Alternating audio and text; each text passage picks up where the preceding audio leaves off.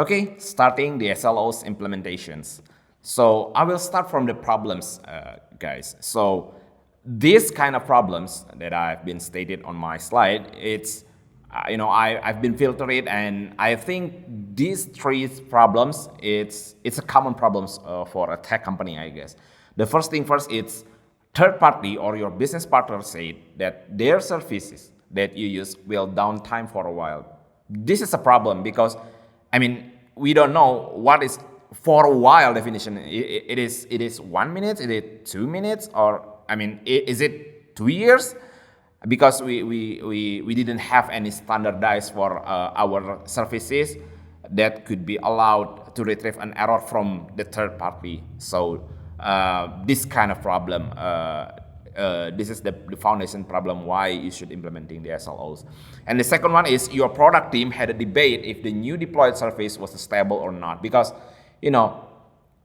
I think it is very, very different about how product team works and the operations team works, right? Because product team should be very agile, very dynamic, it should be tolerable with the change, because in order to improve the product itself, it should be changed, right? But in the other hand, the operations team was, it is very, it should be stable, it should be stable, and it's kind of like the how to operate the software more safely. So this is also a problem because product team wants to fast very oftenly the change or the new product or the new services, but the operations team wants to be keep stable, keep doing everything on the settlement state. So it's kind of problem also. And the second one is also the foundations why you should implementing the SLOs.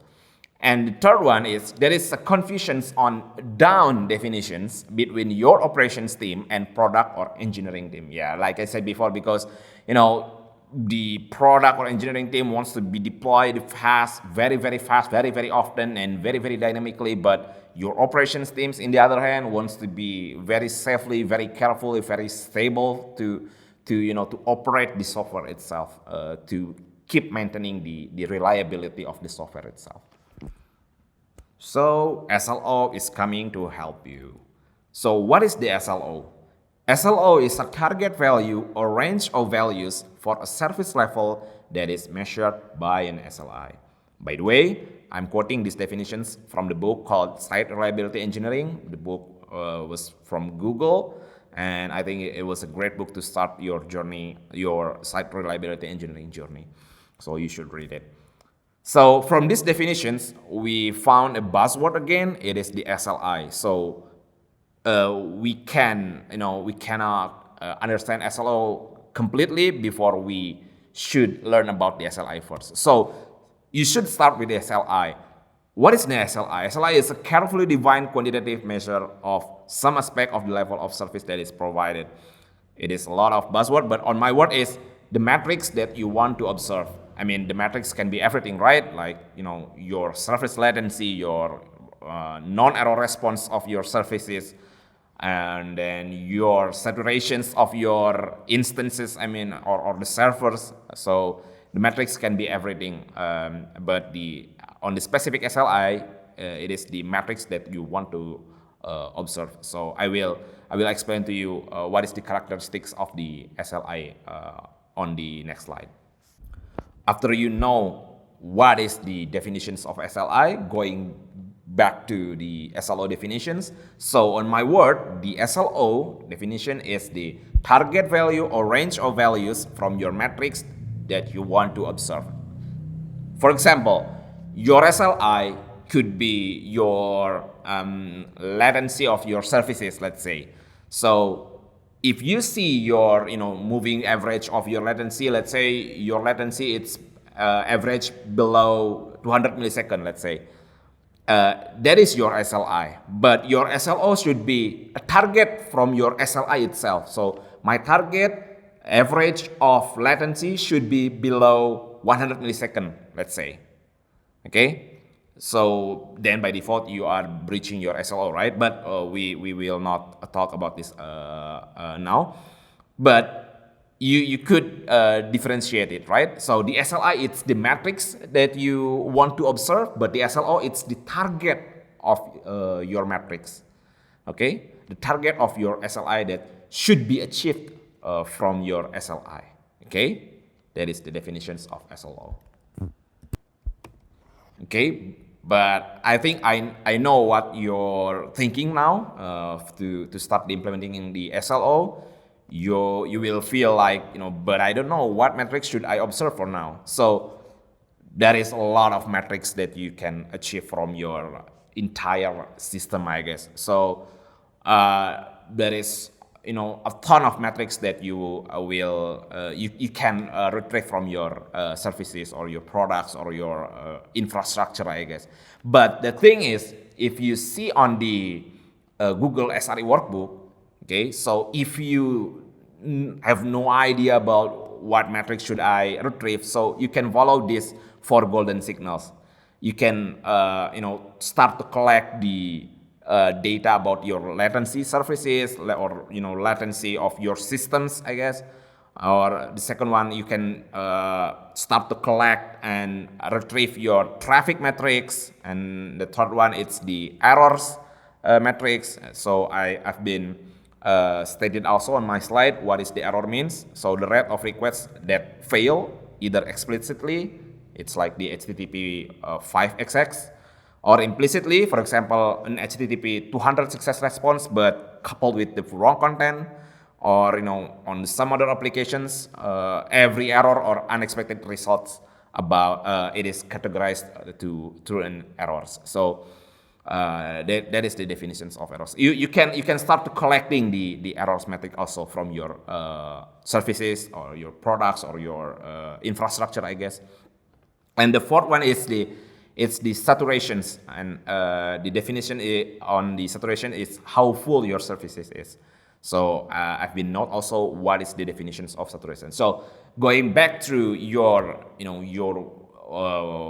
worried. So I know you kind of confused. What is the metrics should I observe if I have no idea about the metric itself? So you can follow the 4 golden signals. It's also stated on the Google SRE workbook. So these 4 metric at least you should retrieve from your services or your infrastructure. Okay, so you can start to collecting, or if you have no service to collect the metrics, you can start to deploy the service itself, like Prometheus or service mesh. You can also using the service mesh to if you have Kubernetes cluster, right, to retrieve these kind of metrics. A lot of procedures to retrieve these metrics. But the thing is, if you have no idea about what metrics should I retrieve, these 4 golden signals can help you to define what metrics should be in your SLI. Okay, now I know what should be measured and then what. Okay, and the next step is start to create your SLI. Okay, after you know what metrics should you build the SLI, okay, what metrics should you observe, okay, and then start to create the SLI. There is 2 steps on how to build the SLI. First, you should build the SLI specifications. So the SLI specifications contains the definitions about what you want to be what you want to observe. Okay, you can detail it like my previous example. So it's like, okay, so my SLI specification, I want to measure the average latency within a month from my service A, let's say. So that is the definitions. It is the SLI one of these SLI specifications. And the second one on the SLI specification is usually it's a form of percentile or percentage between some events and total events. So it's like it's like the portions of the target of the events that you want to be observed divided by every events that has been occurred. Okay, so let's say you want to measure your average latency below 200 milliseconds within a month. Okay, so your SLI should be sum of the requests that had a latency below 200 milliseconds divided by total request. So the SLI should be percentile or percentage. Okay, you can imagine that. Okay, and after you build your SLI specifications, you can going through the second step. It is this SLI implementations. So you know what your SLI definition is, but now you should thinking again where you can get the metrics.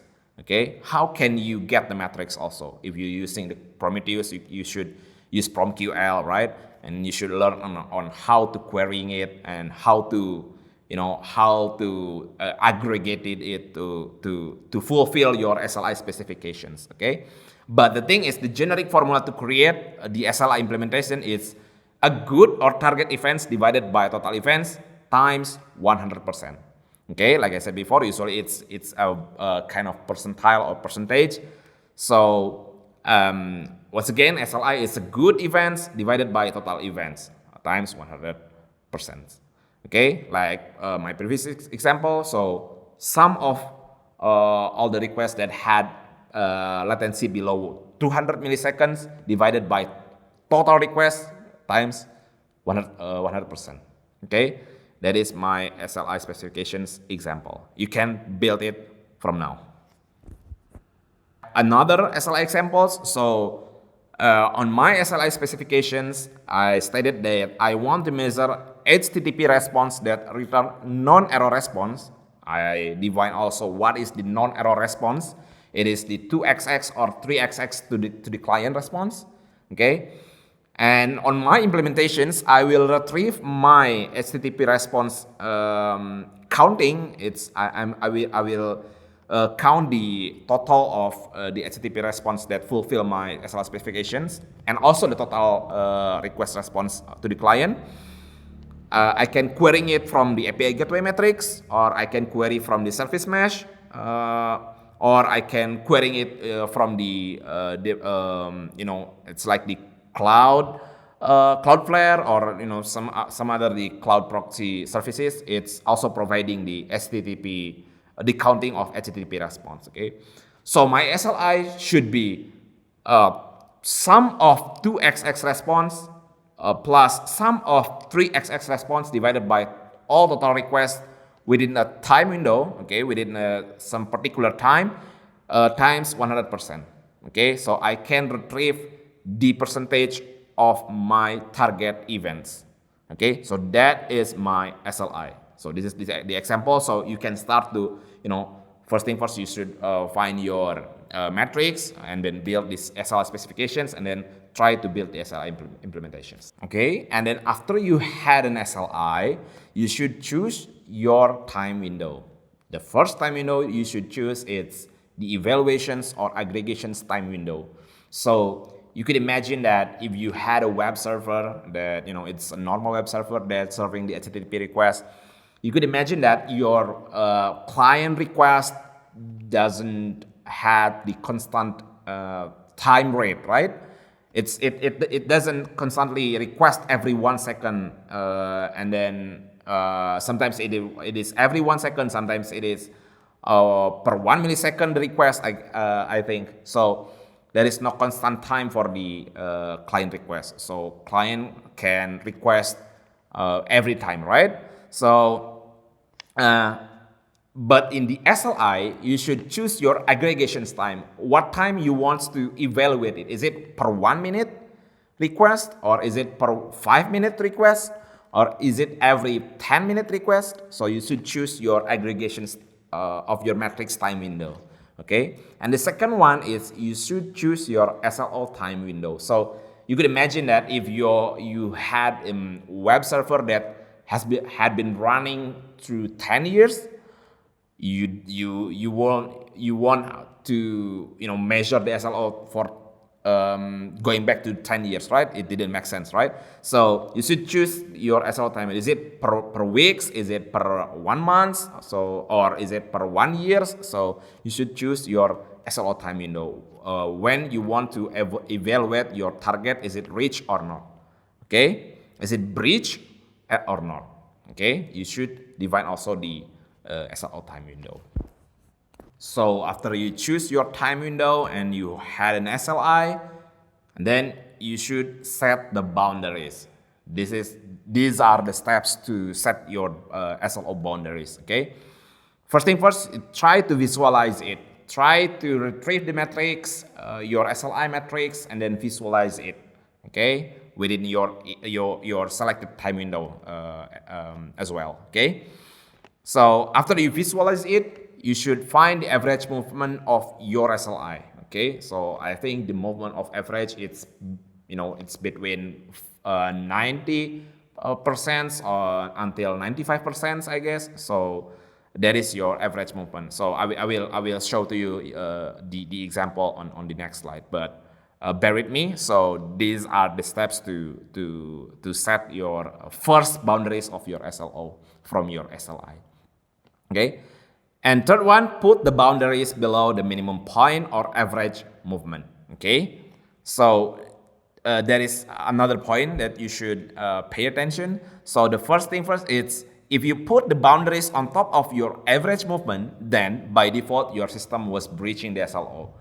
Okay, so that should be noted by you because if your average movement of your metrics or of your SLI, I would say, it's between 90% until 95% success, but you set your boundaries SLO first boundaries SLO it's on 99%. Okay, so it by default your system couldn't achieve, right? It means that your SLI it's breaching your SLO by the first time. Okay, so it is not good. So you should find the average of movement of your SLI by it's more easier to visualize it first as well. But after it, you should find the average movement of your SLI and put the boundaries below the average movement of your SLI. Okay, and the second point is it's usually start from 90%. Okay, the boundaries or your first SLO, your first target on your SLI, it's usually start from 90%, but it is not, it is not allow. Okay, so but usually it's standardized start from the 90%. Okay, and then after 90%, you can improve your SLI metrics by tuning your services, I guess. And after your SLI it's increasing, the average movement of your SLI is increasing, you can start to incrementing it to 95%. But you can do whatever your number is. Okay, but it is the general one. Okay, and the third one is you can increase your SLO after your normal circumstances is also going up. Okay, again, so if you put your boundaries first, okay, on top of your moving average, then I believe your SLI should be breaching your SLO or your boundaries. Okay, but let me check on the example part. Okay. Okay, for more better understanding, let's see the examples. Okay, so I have the SLI specifications, which is HTTP that return non-error response for every 5 minutes. So I will break down the my SLI implementations. My SLI specifications. So 5-minute matrix aggregation times, which is one dot matrix on the graph. Okay. And then 30 days of my SLO time. So that is my chosen time window. Okay, and then going back to set boundaries step. So we should visualize it so we can see the graph itself. Okay, and if we see the average movement of my matrix, it's sometimes it 100% per every 5 minutes.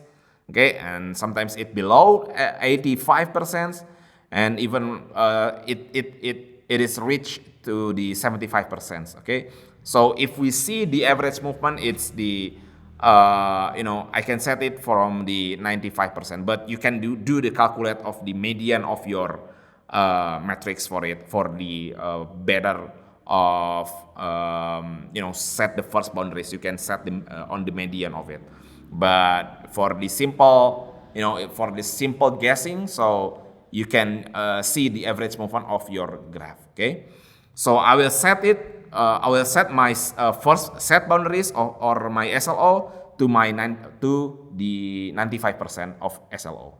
So for better understanding this graph, so I will explain to you that every dot on this graph, every single matrix dot on this graph is representing the 5 minutes matrix of aggregations of the request. Okay, of the HTTP non-error response divided by total request in average on every 5 minutes. That is the one dot on this graph. Okay, that should be noted by you.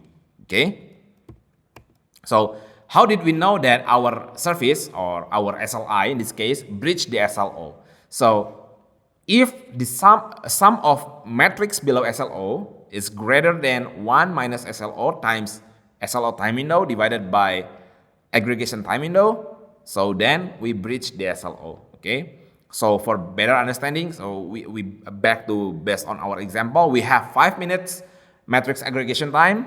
Okay, remember there is one dot matrix on the graph, and we had the 30 days SLO time. Okay, and we had the 95% of SLO. Okay, so we have an allowed error response within 1 minus 95% time 30 days. Okay, what do we mean by this? Okay, because our target SLO, it's just not not achieve the error response, non-error response below the 95%. Okay, so we allowed the error happens just 5% between 30 days. You can imagine that, right? So once again, because our target is returning to the client with non-error response with 95% within 30 days, so we allowed the error. We allowed the error 1 minus 95%, which is 5% in the 30 days. Okay, so we tolerate the errors within 5% between 30 days, which is 36 hours. Okay, and because we have a 5 minutes aggregations matrix, then we have 36 hours divided by 5 minutes of allowed under 95% matrix 1 dots. Okay, which is 432. Okay, you got it, right? So if your 5 minute matrix, so if 1 dot matrix on this graph, okay, if 1 dot on this graph, on this visualized graph, and below the 95%, below our target, and tends to appear greater than 432 with times within 30 days. Okay, so if we manually calculate this, 1, 2, 3, 4, 5, 6, 7, 8, 9, 10. If we calculate it manually, right?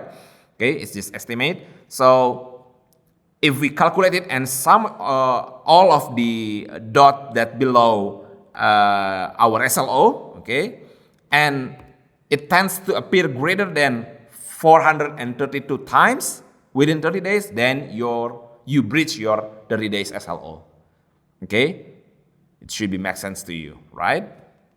But this problem can be understood better when we introduce the error budget concept. So it's the error budget is actually 1 minus SLO, but it has greater capability to detect the SLO breach and within the concept of error budget and error rate. Okay, but I will explain it later.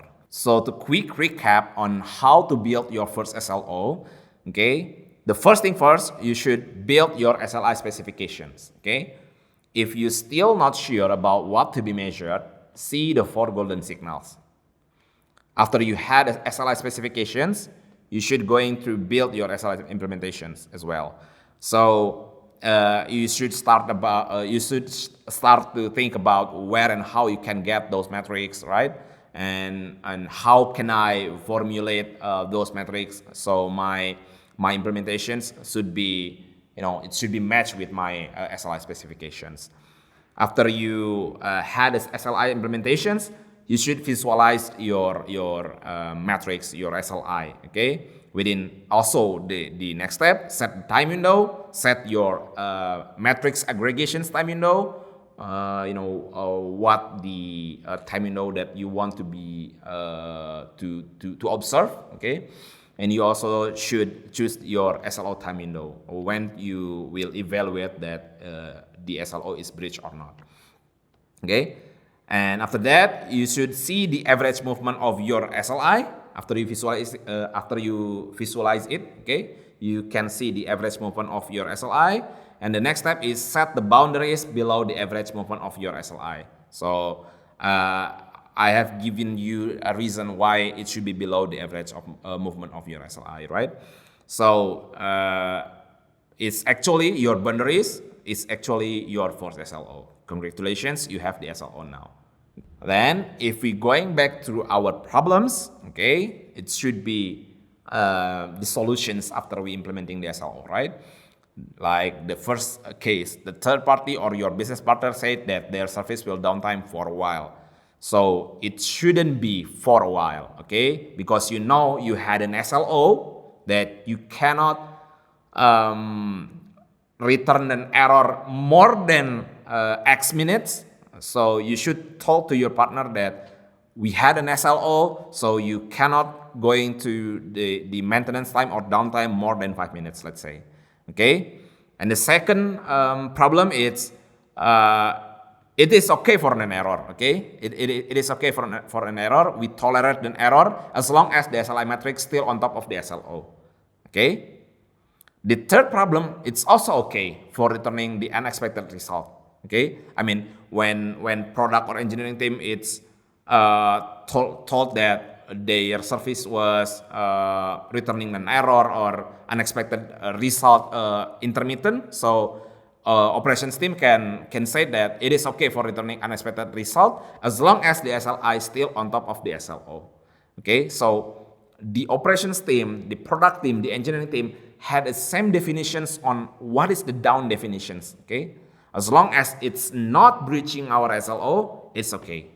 Okay, it's also same with the second case. Okay, so whenever product team wants to deploy it very fast, deploy it very agile, and operations teams it's too scared to being very very agile. So product team and operations team can have a bargain about the okay. So we had. Our SLI is still above the SLO. Let's doing some experiment stuff, okay? Because it is okay for error as long as the SLI matrix still on top of the SLO. So for next topics, I will talk about error budgets and error policy, and these concepts will help you understand better on when the SLO is breached or not, okay? And next, I will talk about how to calculate the SLO for integrated services. Let's say service A had an SLO and then had a communications with the service B. Service B also had an SLO. How can we calculate it, the SLO between all of those services that was integrated? And next, I will talk about the alerting on SLOs. And the last one, it's the interesting part, why canary release can improve your SLOs while maintaining agility. By the way, on the number 1, number 2, and number 3, I had written on my article, so visit my Medium and follow, so you can read it. Okay, and the fourth one, I still progressing my article and doing some math on it. Okay, and I think that's all for me. Thanks. See you.